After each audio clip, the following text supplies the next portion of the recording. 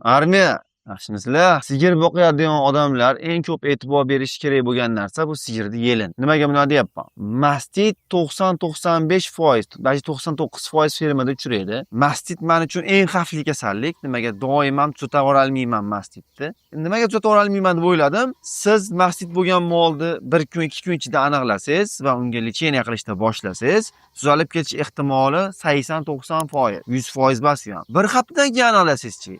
Endi bo'ldi. O'sha 30-20% tuzalib ketish ehtimoli bor xolos. Nimaga bunga e'tibor berishlarini so'rayapman? Mol sotdik-ku. To'rov yelini sog' sigir 45 million so'm bo'lsa, misol qilib olsak, endi xuddi o'sha sigirni bitta yelini ishlamasa 25 million so'm. Bunda demak 20 million razisa qilib boryaptimi bitta sigir? Borgani 30 millionga soting.